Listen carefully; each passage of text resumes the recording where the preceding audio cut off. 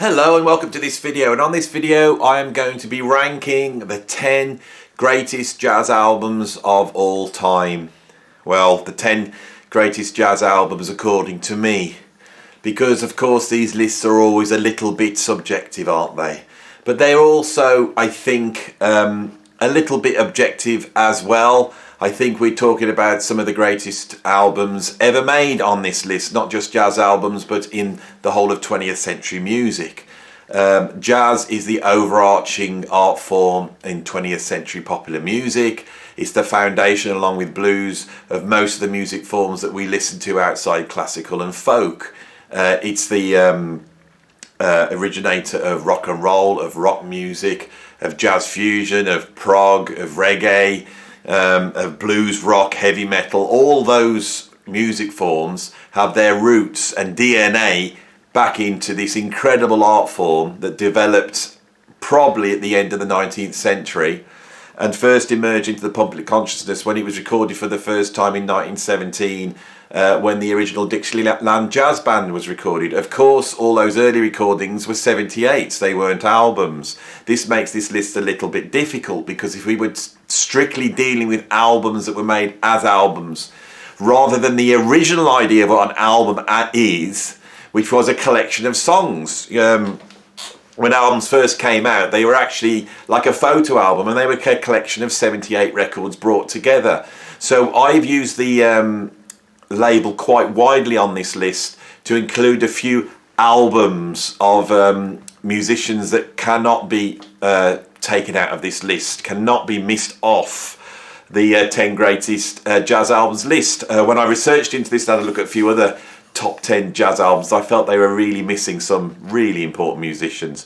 This list, I hope, if you are a casual jazz fan and wanted to build up a collection, these 10 albums would be 10 great albums to go for. And I hope this list encompasses, if not the whole history of jazz, but at least highlights some really important mounting top peaks in that history. Right, so shall I get on with it? Shall I get on with it? Yes, I will. Right, let's have a go then. So I'm going to start at number 10 and I'm going to work my way up to number 1.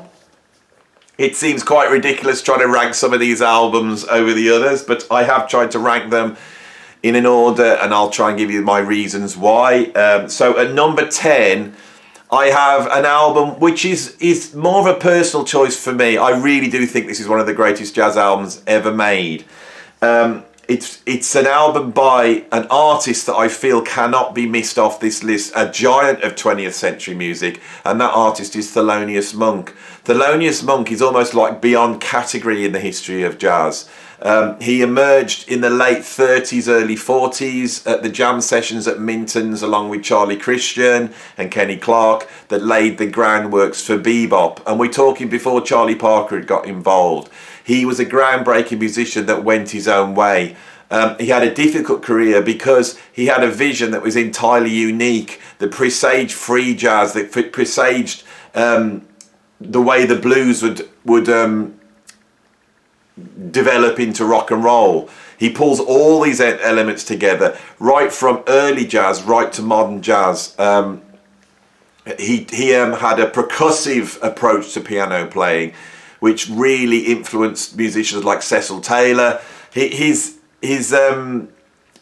influence as an originator of jazz standards is beyond compare. This is one of the greatest jazz composers, probably the second greatest jazz composer after Duke Ellington. So Thelonious Monk needs to be on the list. The obvious choice that most people would make would be the late 40s recording, The Genius of Thelonious Monk. I'm not going to go with that, because always my favourite album by Thelonious Monk has been Thelonious Monk with John Coltrane, that was released in, I think, 1961. It was actually recorded in 1957.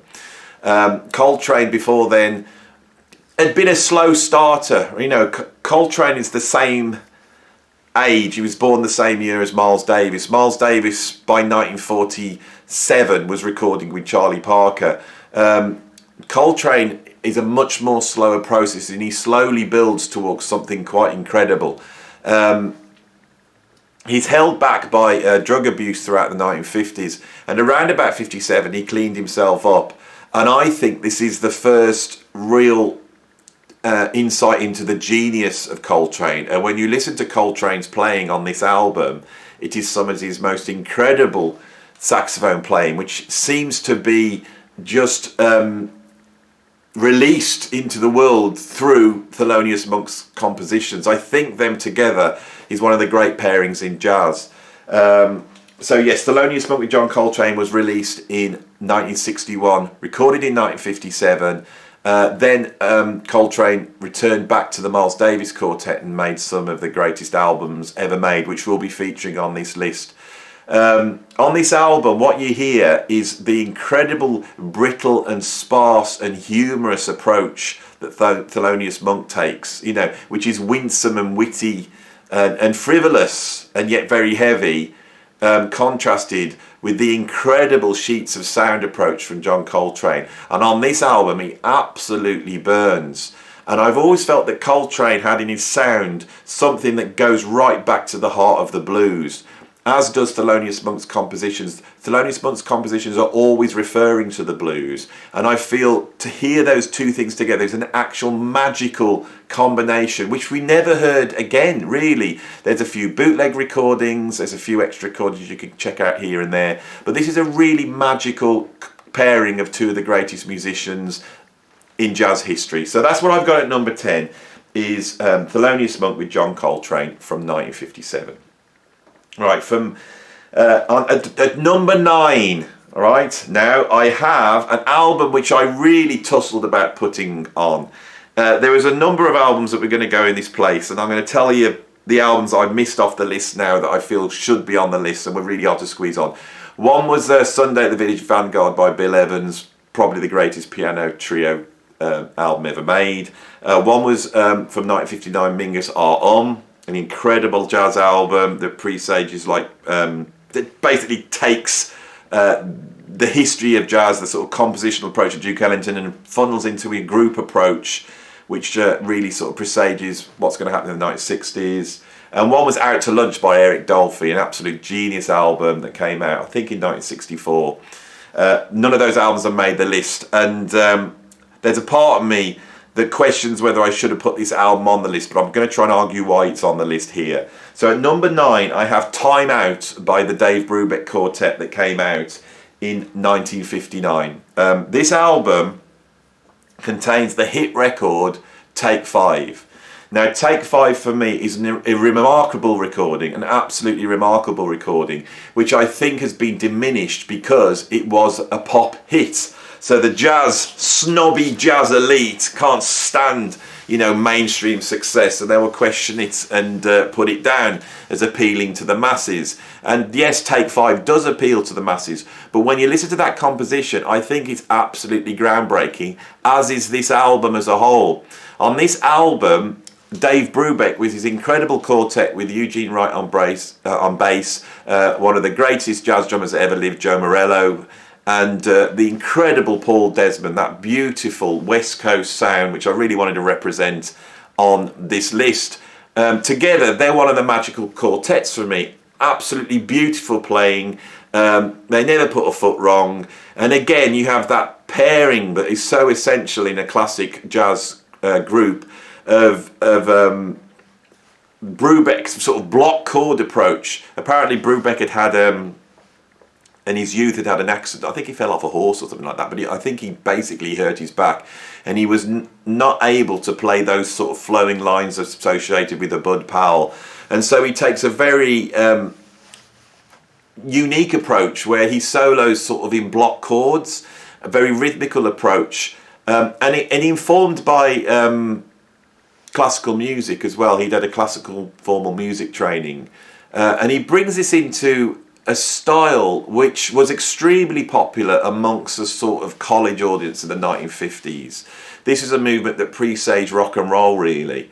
Brubeck became very, very successful. Of course, he was a white musician in not quite an all-white band, and I think that's in a way affected how people have judged him. But of course, Eugene Wright, the bass player, was one of the great Afro-American bass players. On this album, as titled, Time Out, he explores odd time signatures. But with Take 5, they also explore something else, which is modality. When people talk about modal jazz, they will often quote Kind of Blue, which of course is one of the greatest jazz albums ever made, and of course will make this list later on, so I've given the game away there. But Kind of Blue was recorded in March the 2nd to April the 22nd in 1959, and was released on August the 17th in 1959. Right.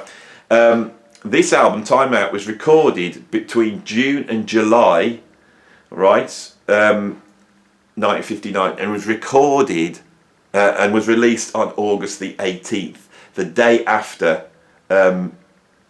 this album, the Kind of Blue, was released, right?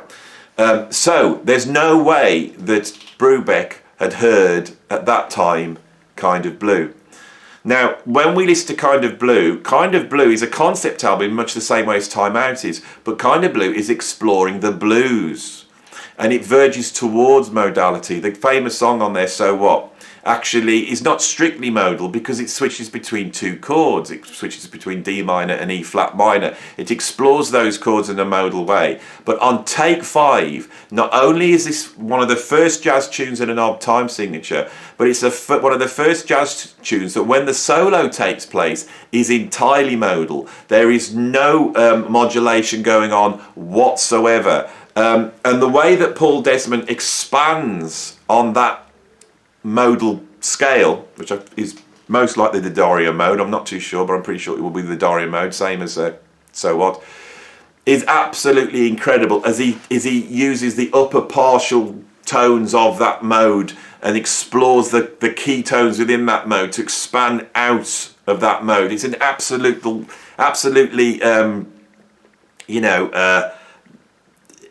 definitive approach to modal soloing. Of course, modal soloing is going to be the bedrock of most jazz and jazz fusion after that. This is a groundbreaking record. There's no denying it. Yes, it's got an incredible catchy tune, but the fact that they're exploring odd time signatures and modality, especially to jazz fusion, this is a key track, and it could be argued that this is the first jazz fusion track. The beat that Joe Morello's playing is swinging, but it's a lot squarer and it's a lot loopier. It's a sort of beat that has been sampled by hip hoppers and rockers over the years and has underpinned so many popular music tracks. This is an incredible album. The whole album's absolutely wonderful. It's got some incredible playing on. I absolutely love this album. I was brought up on this album. For me, it has to go on the list. And anybody who is unsure of jazz and wants to explore jazz, Time Out is a brilliant album to start with. So that's what I've got at number 9, is Time Out by the Dave Brubeck Quartet. Okay. One of the things that jazz introduced to popular music is an incredible level of instrumental virtuosity. Popular music was often simple music based upon folk forms, light operetta, Hollywood musicals. You know, the general public were basically interested in forms that wouldn't stretch them too much, as opposed to classical music forms. When jazz emerges, it starts to sell record, but there's a level of compositional and instrumental virtuosity which has not been heard in any other music form except for classical music.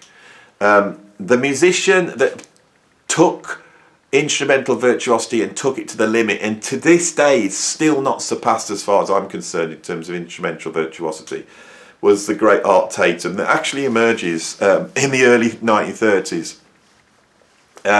Art Tatum was a partially blind pianist who sort of amalgamates sort of stride piano, swing jazz ideas, and then impressionist classical compositional harmonic ideas, and puts it all together in a style which is unbelievably virtuoso.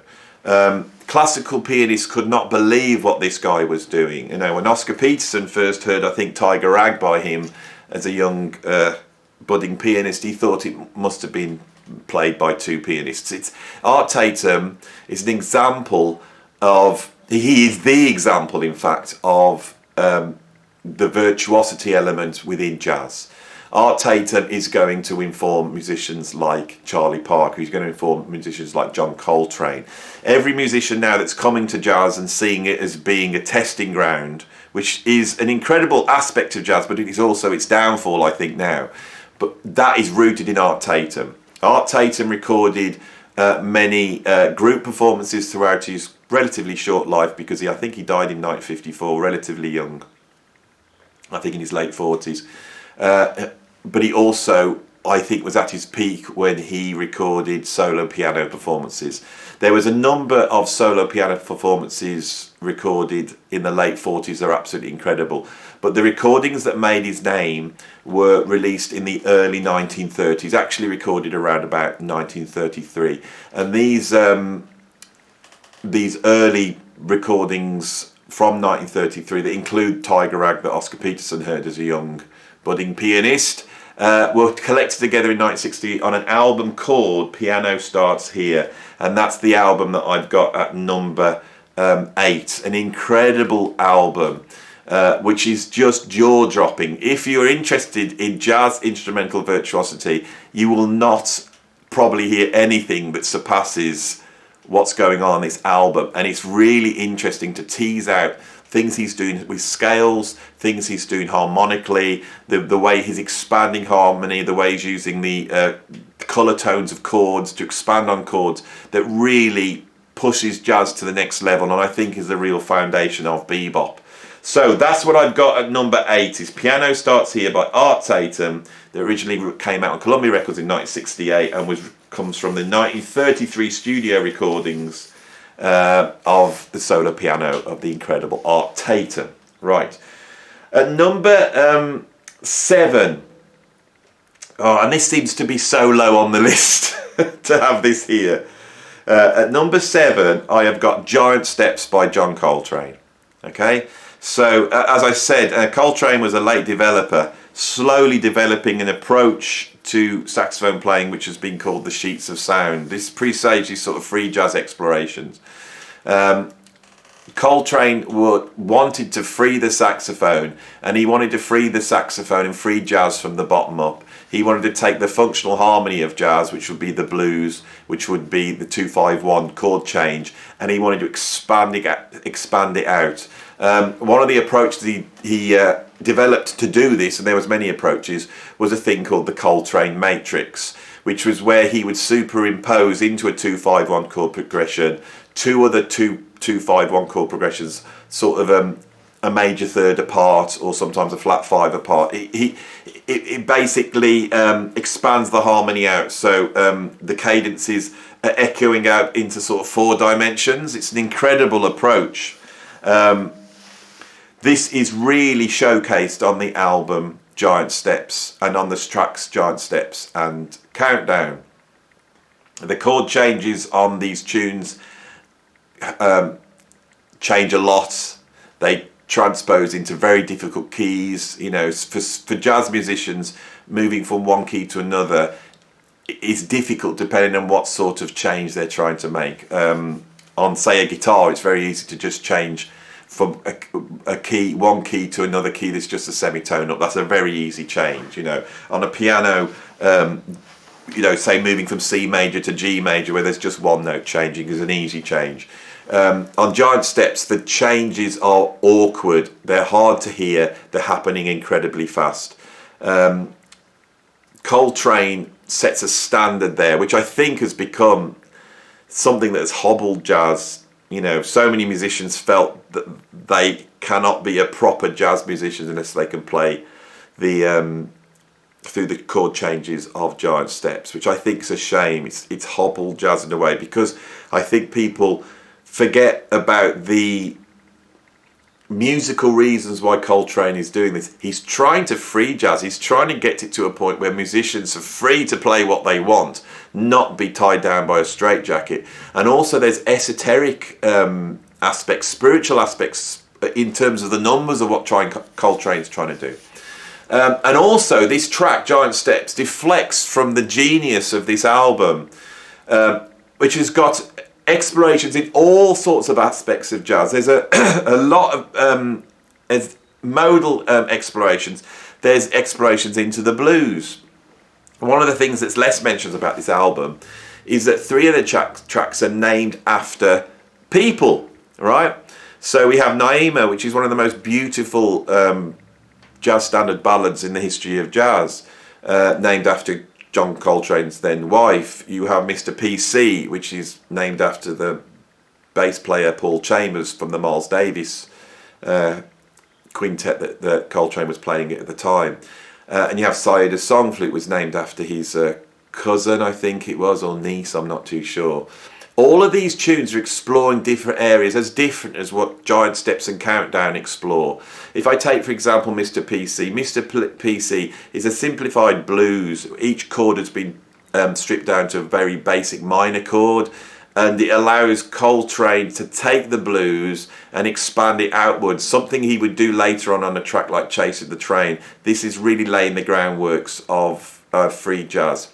Giant Steps is an incredible album. It's very accessible for John Coltrane, and it's an essential album for anyone wanting to build a collection, which is why I've put it at 1, 2, 3, 4. So that is at number 7, 10, 9, 8, 7. Yes, I haven't got numbers on my list. So yeah, Giant Steps, released in December 1959, recorded in May.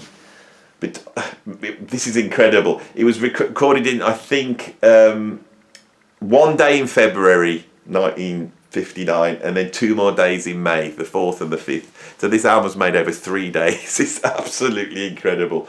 As are most of these albums, these are some of the greatest albums in the history of music. And when you look at the record times, it's like a couple of days. You know, they've gone in and made an album. Absolutely incredible. It's really interesting because 59, we've got a series of really important albums for jazz.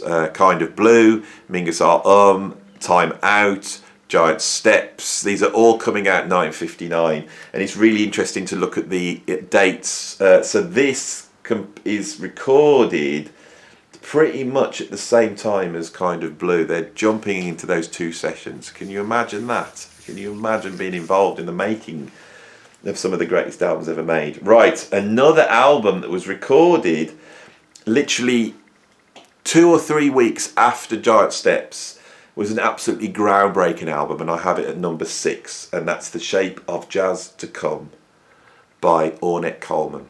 Okay, 1959 seems to be a watershed year where the innovations of bebop, which had morphed through Miles Davis's work with on the Bertha Cool sessions, into sort of this sort of West Coast and East Coast post-bop way of approaching jazz. So you've got sort of very languid, cool West Coast jazz, and then you've got the hard bop of people like Art Blakey. Okay, and that's the way you play jazz. That's what's going on. In 59, it's almost like all hell breaks loose. You have the modal experimentations of Miles Davis on Kind of Blue, and as I have argued, Brubeck on Time Out. You know, Brubeck's also suddenly exploring odd time signatures. He's also exploring world music on Time Out. I should have mentioned this on Blue Rondo a la Turk. He does a tune in 9/8 which is based upon sort of North African rhythms. Very interesting. So everything's changing. Coltrane is trying to free jazz by taking the very form of jazz and busting it open. But Ornette Coleman emerges with another way of playing jazz, and this to this day is troublesome for most listeners. Ornette Coleman's innovation is absolutely groundbreaking. What Ornette Coleman does is, rather than trying to bust jazz out from the inside out, which is what Coltrane's doing, he says that chord sequence exists and the form exists, but why do we have to follow that? We can follow it if we want. This is the great innovation of him. It's not like he's just ignoring it, just playing any random notes. What he's saying is that when you take a solo, other elements are at play when you start playing. Harmony is at play, but motion is at play, and melody is at play. When you put those 3 things together, harmony, motion, which is rhythm, but more the direction of rhythm, and melody, you have Ornette Coleman's theory of improvisation, which he called harmolodics. Now, yes, you can follow the harmony, and he does consider the harmony. But if you start to play a melody, and that melody wants to go in a certain direction, why not follow where the melody wants to go, right? Musicians could, if they're playing a chordal backing, could ignore the form at that point and follow where the melody's going. When you play a phrase, the phrase might have emotion, you know, so the motion might be da ba da ba da da da ba da da da da da da da, and then you go ba ba da ba da into a place which is not harmonic, because the logic of the motion of the rhythm takes you there. This approach is absolutely groundbreaking. When we listen to modern players like John Scofield, or we listen to someone like Pat Metheny, their way of soloing is far less rooted in Coltrane, which informed the early jazz fusion musicians like John McLaughlin and Larry Coryell. It's much more rooted in the approach of Ornette Coleman. When you hear a jazz group nowadays playing a form through a jazz standard, and then they will take the form out. But Miles Davis was doing this with his quintets. Now, how much this was influenced by Ornette Coleman? It must have been, because nobody had done this until Ornette Coleman did it. With the two albums that preceded this, there's a couple of albums that preceded this, something else, I think. I can't remember the other one. Here is the masterpiece, and I think the reason why this is a masterpiece is because of the tunes on there. They become sort of jazz standards within the area of free jazz. Ornette Coleman then really goes on to lay the groundworks of free jazz, and the name with the album Free Jazz, which is a difficult listen. This album is not a difficult listen. One of the things I think that people have a difficult with Ornette Coleman is that Ornette Coleman also, from an intonation point of view, does not he sometimes does not hit the note square on. There's a microtonic aspect to his playing which I think jars some people, and that's something you have to work at as well with Ornette Coleman. Anyway, this is an absolutely groundbreaking. Of the 1959 albums we were discussing, the most groundbreaking, the most further ahead, the most further out is Shapes of Jazz to Come. It's a difficult listen, but in terms of Ornette Coleman's catalogue, it's probably one of the easiest listens. There's some really, like tunes like Lonely Woman, absolutely beautiful. Some really beautiful tunes on there. So that's what I've got at number 6 from 1959 is Shape of Jazz to Come. So far, we've looked at 4 albums, 3 of them from 1959 and 1 from 1957. So the next album we're going to look at is from 1956. This is me trying to be as objective and cover the whole history of jazz as best I can. And as I'm going through this, I'm noticing there's so much from the late 50s, but I'm hoping that... oh no, because we had Art Tatum as well, and the Art Tatum was from 1933, so sorry about that. This album, next album, was actually recorded on July the 7th and the 8th in 1956 at the Newport Jazz Festival. It's a live album, and it's called Ellington at Newport. Duke Ellington is one of the most important musicians in the history of jazz. I would say he's probably the second most important musician in the history of jazz after Louis Armstrong. His great innovation is compositional, and his compositional approach, not only did he write a billion jazz standards, but he really showed the world how to orchestrate jazz. A lot of his innovations come from the Hot Fives and Hot Sevens by Louis Armstrong. Louis Armstrong on those albums really showed the beginnings of how to orchestrate jazz, but Duke Ellington expands on that, and his great innovation is within the big band genre and showing how to voice tunes for highly individual, charismatic musicians. So, in other words, if Duke Ellington is arranging a chord, unlike arrangers that went before them that just would think of the instrumental sounds, he would arrange a chord based upon the people that were going to play it. So if Johnny Hodges is playing one note and Paul Gonsalves is playing another note, he's considering those sounds within his arrangement, and he would shift his arrangements around for his band. He had huge success in the 30s, playing at the Cotton Club and having those broadcasts, those performances broadcasted on the radio, and that made him very successful. Once bebop came in and the big bands waned in the 1940s, Duke Ellington had more and more difficulty trying keeping this big band of superstars together, basically. In 1956, he found himself at Newport Jazz Festival at a point in his career where he was at a low. He really was not that popular. He wasn't selling that well. This recording has gone down in history, in jazz history, because he started off with his standard set, you know, Mood Indigo, all the classic tracks, but he had an idea, and when he came to the track, which has got a funny title, I want to make sure we got it, Diminuendo and Crescendo in Blue, right? He told his tenor saxophone player Paul Gonsalves that when he got to the solo, to just play as long as he liked. So Paul Gonsalves gets to that point, the whole band stops, and he's just backed by Sam Woodyard on drums, the double bass player, so it's just basically goes down to a trio, and Paul Gonsalves starts to build the tension, and he's pushing it up. At some point, the sort of rather staid jazz audience, the Newport jazz audience that would sit there and politely clap, right, they're shocked when a blonde lady in a black dress, this has gone down in jazz history, called Elaine Anderson, we know who she was, she got up and started to dance, right? Duke spotted this and he dug in deeper, you know, a few stabs on the piano and he dug in deeper. Paul Gonsalves really started to push. This is the very... it's the heart of what jazz is on this album at this point. This is what jazz does.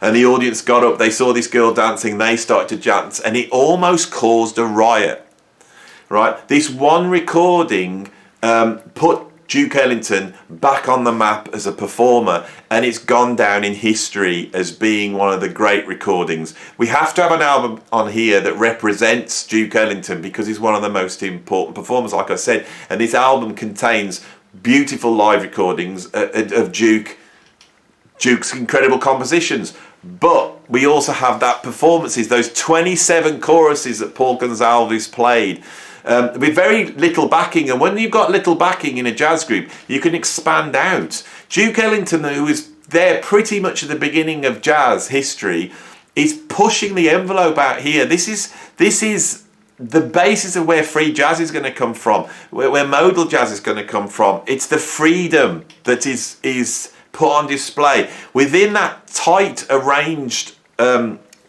world that Duke Ellington created for his band. Was all this freedom. It is incredible. It's an incredible artistic achievement. So that's what I've got at number 6, or was it number 5? I think we're at number 5 now, isn't it?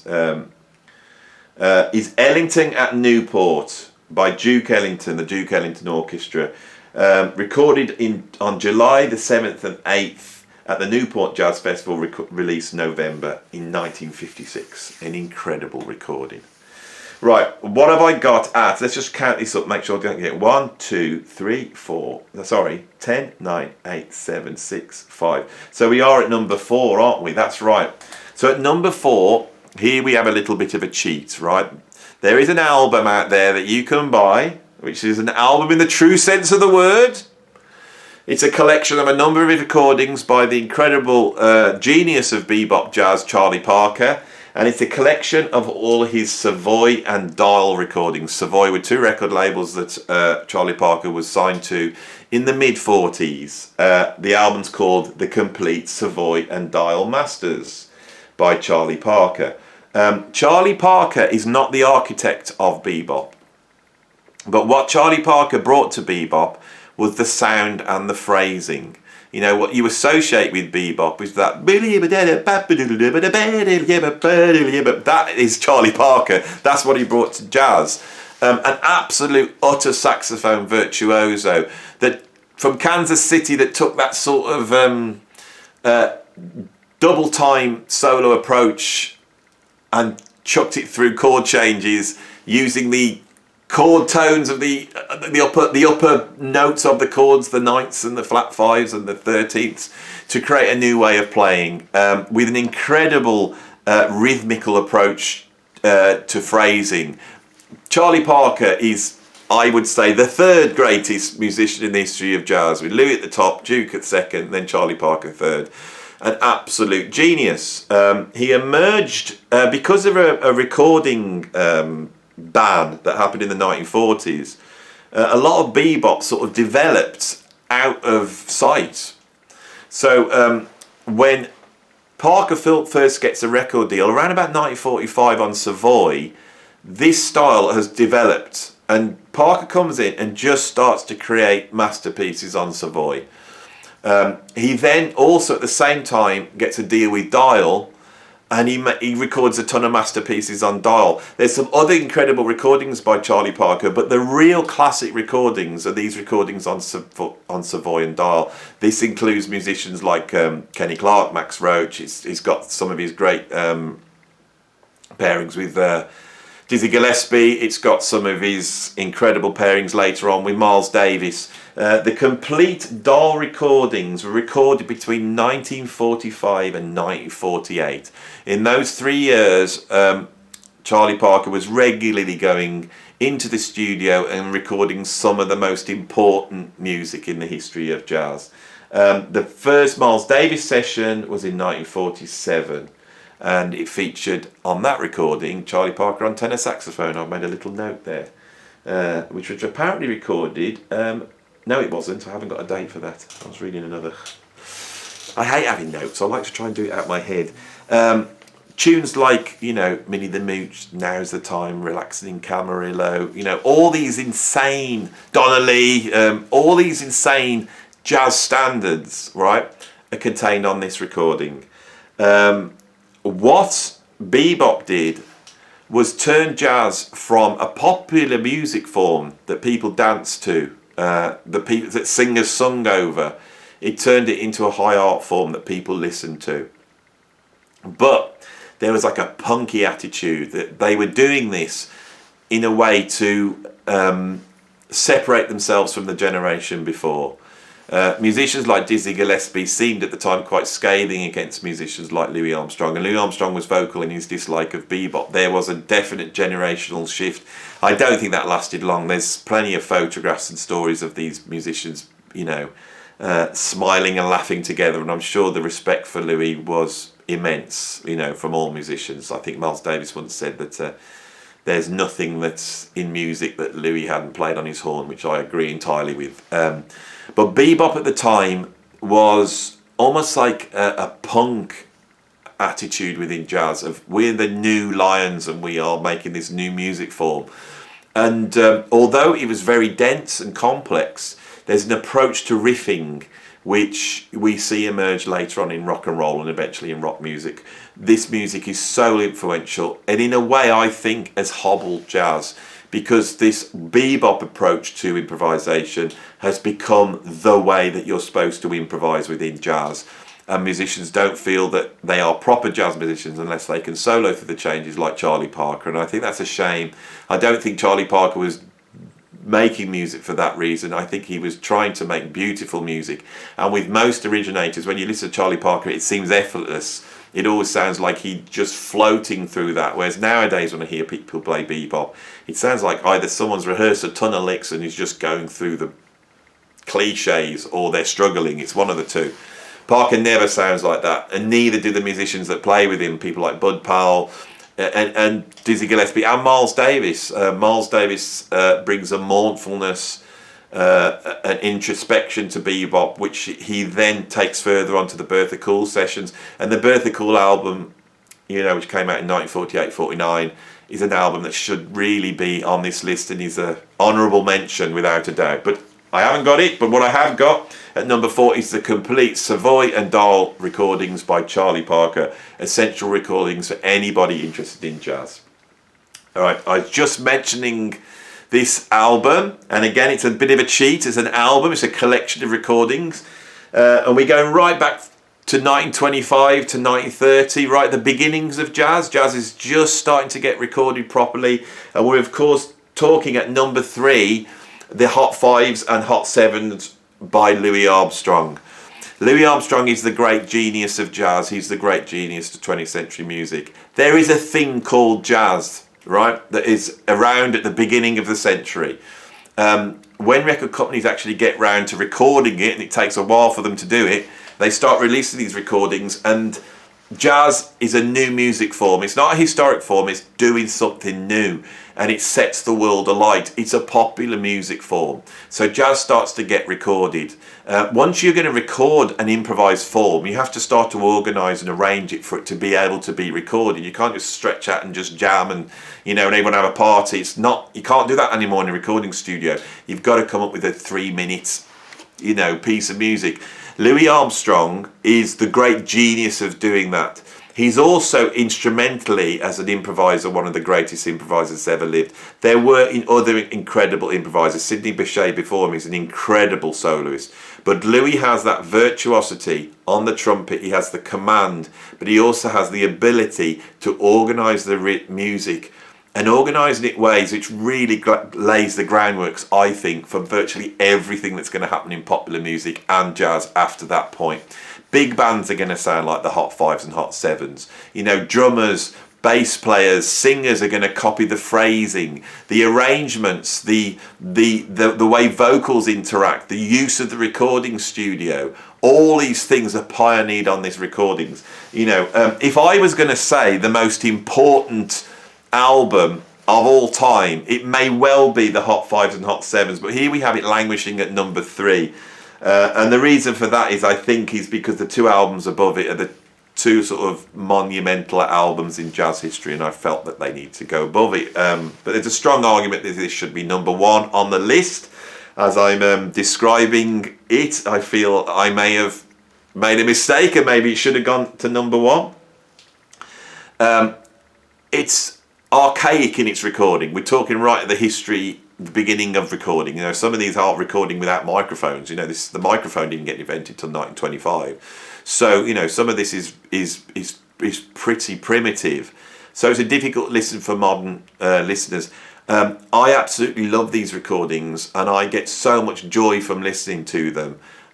You have to put your head into the place of imagining hearing this for the first time, and you have to really focus on Louis, because Louis is leading the way. He's got an incredible band here with him, full of some of the greatest musicians that's ever lived, that are all pushing the boundaries, but Louis is leading the way. And so often, if you just follow what Louis is doing and just listen to the amount of colours and approaches and techniques and responses that come from Louis, you will hear a bar where he plays almost like a reveille, like a trumpet serenade, like you'd hear waking up soldiers in the morning, and then the next thing he's sliding around in chromatic wilderness, and then next thing he's just holding this long piercing note as the whole band's moves around him in interweaves, right? My favourite video on my YouTube channel, and I'm going to put it up here right now, is my video on Louis Armstrong. That's my favourite video, and Louis' spirit and inspiration came through me on that. And if you want to know more about Louis, go and watch that now. But anyway, that's what I've got at number 3, is the Hot Fives and Hot Sevens by Louis Armstrong. So we're to the last final 2. What have I got at number 2? At number 2, recorded December the 9th. Well, in one day, can't be. Recorded December the 9th, 1964, released January 1965, A Love Supreme by John Coltrane. Right, John Coltrane has already appeared twice on this list. He is his 3rd appearance. A Love Supreme is really one of the greatest albums ever made. It's an album that goes beyond jazz. So many people outside of the genre love this album. I think, what's its great innovation? Well, it's a post-hard bop, post-bebop album. Coltrane is exploring free jazz ideas on here. He's exploring modal jazz. He's doing it probably better than anyone's ever done it before or since. So that's an innovation. He has one of the greatest bands ever put together. each musician has really completely redefined their instrument. On piano, you have McCoy Tyner, who is expanding on the harmony by using a sort of chordal approach to harmony. So rather than building his chords up in thirds, as we do in normal Western harmony, he's building his chords up in fourths. Anyone who knows how harmony works will know that the cycle of fourths moves round in a sort of negative way around the keys, which actually gives a very uplifting approach. Cadences in Western harmony use fives, you know, so you have a descending. It's a sort of it's a positive movement around the cycle of fourths and fifths. The clockwise movement is positive, but the cadences move backwards on themselves. So when you move backwards around the cycle of fifths through using fourths, you get this uplifting feeling. Fourths gives you an uplifting feeling of the cadences coming from below, you know, based upon the 4-to-1 cadence, which is a much more uplifting cadence. McCoy Tyner is basically creating tumultuous cadences within the mode or within the tonal centre that's working in. It's an absolute incredible approach to comping and harmony. Elvin Jones is doing the equivalent on the drums in that the time, rather than having a single pulse, he's using a polyrhythmical tuplet based approach to time, where he has lots of different times existing on top of each other, you know, so you get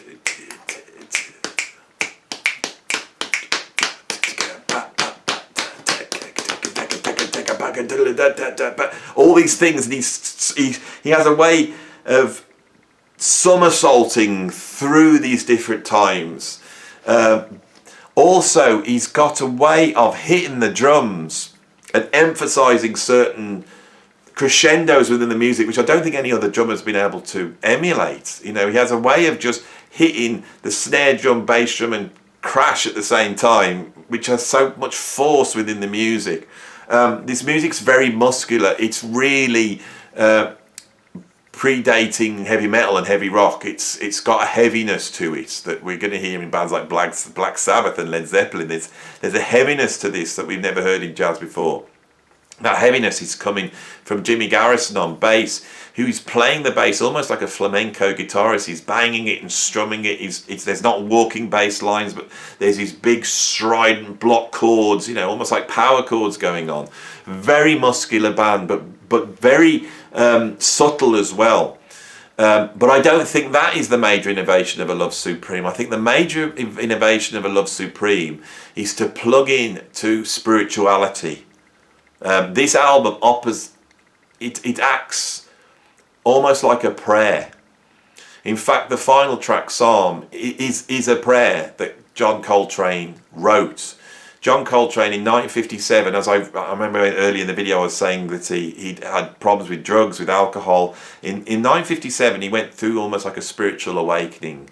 And I think that spiritual awakening is what this album is about. Love Supreme is a prayer to God. It's a prayer to the world. It's a prayer to the infinite. It's a prayer to nature. It goes beyond any sort of religion.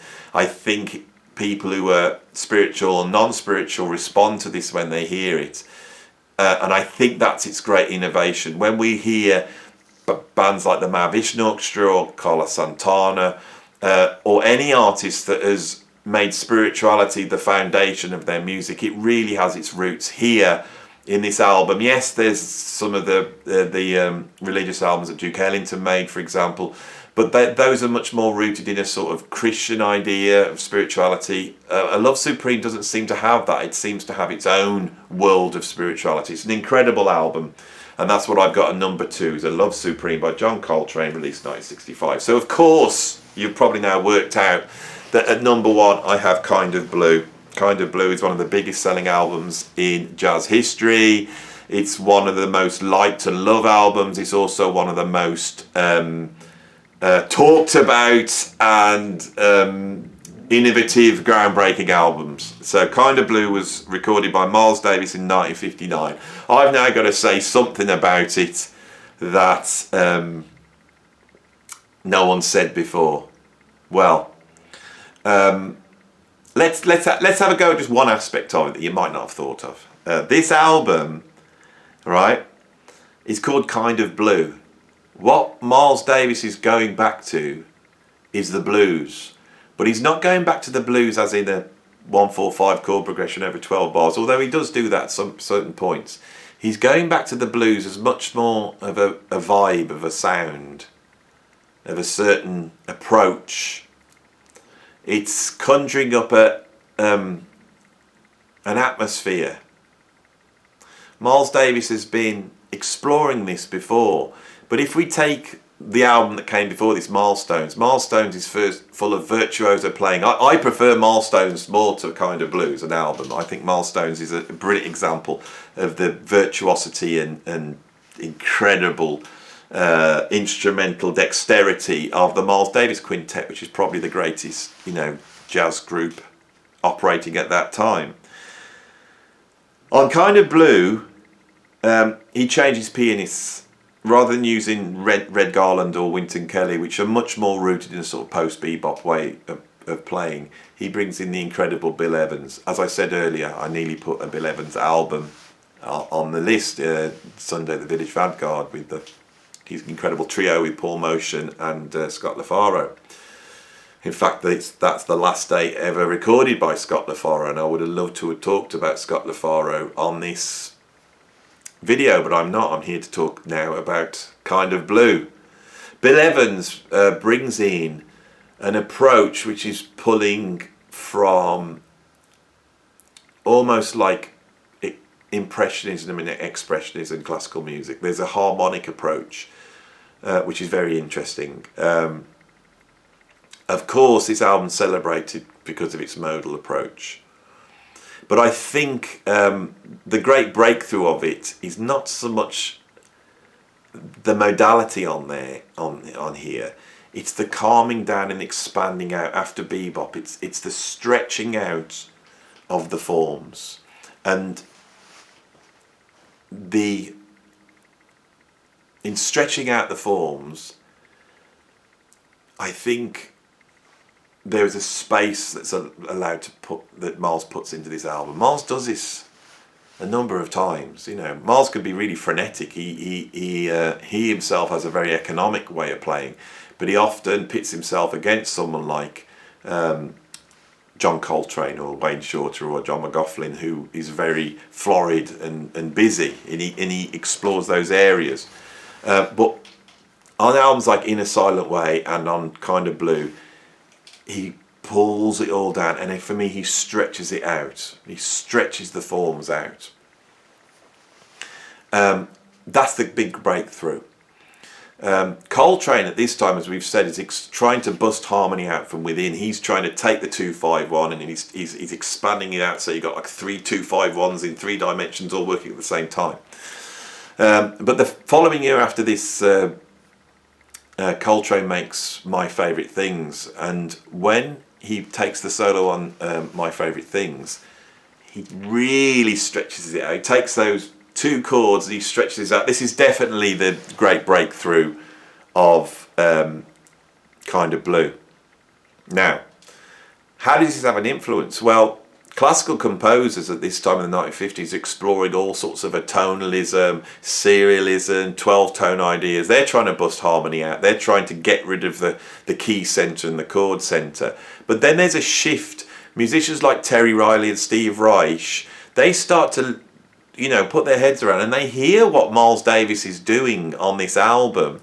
They hear that stretching out, and they literally take the music, rather than just cramming all this stuff in, they pull the music out. So in music forms like minimalism, tracks like In C by Terry Riley, clapping by or piano phase by Steve Reich, I think there is a strong argument that the seeds of minimalism are in this album, but also the stretching out when applied to Afro-American soul, R&B, that stretching out that you hear then on tracks like Roadrunner, where they're really just playing over one chord that then moves into like things like James Brown. In fact, James Brown's great gift to music, which is the funk, which he pioneers on a track in 1967 called Cold Sweat. Cold Sweat was basically his band jamming on So What, and the stretched outness, you know, of that tune informs funk. Funk then becomes hip hop. So you want to know why this album's important? Minimalism, funk, riffs, heavy metal, soul, all these things have their root in this album, right?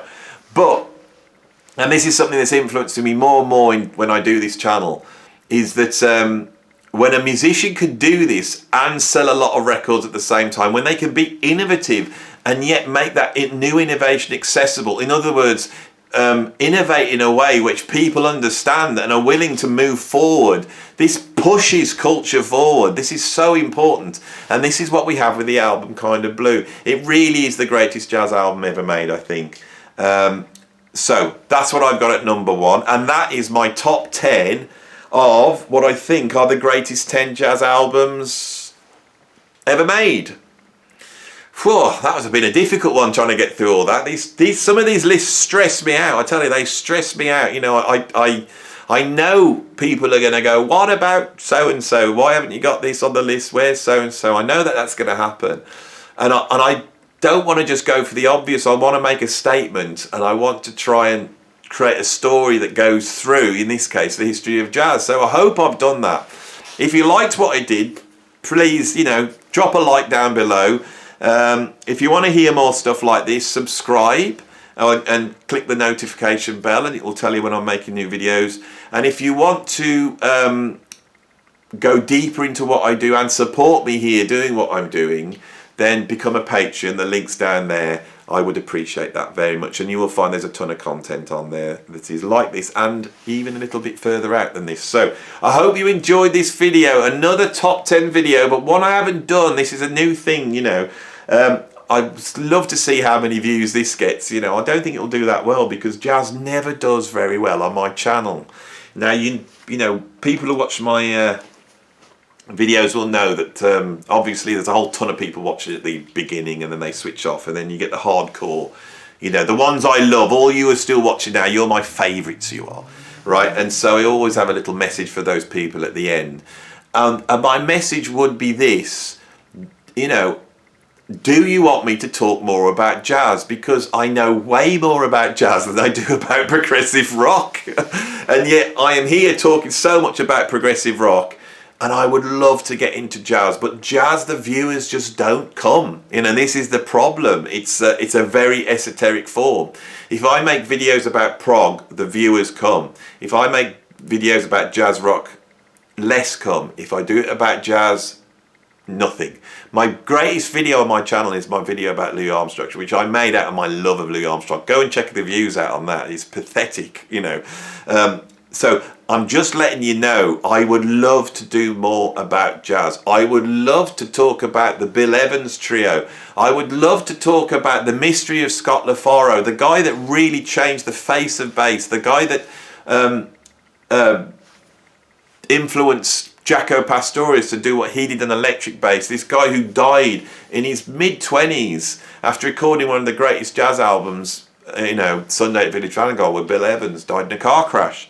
I would love to talk about these musicians. I would love to talk about Paul Motion and explore some of the stuff he went on to do with Keith Jarrett and in his own groups. This would be really great stuff to do. If you want to know why I don't talk about it, it's because the views, you know. So if you are watching this and you've got to this point, then please subscribe, like the video, because it will help me. And the more jazz fans I have on here, and the more that sort of then sets the algorithm off and jazz fans start to come and watch this channel, the more I can talk about lovely jazz. Okay, end of the video. I'm coming up to an hour now. I'm on 59 minutes in 6 seconds, counting down. So I've got a bit of a sort of anal retentive thing that if it's going to be an hour long, I like my videos to be an hour long. I can't stop it at 59 minutes. This one's going to be exactly an hour long.